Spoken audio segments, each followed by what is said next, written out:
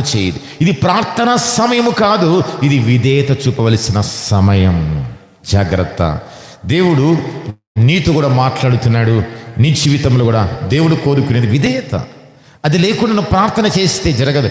విధేయత చూపు, నీ జీవితాన్ని అద్భుతకరంగా దేవుడు మారుస్తాడు.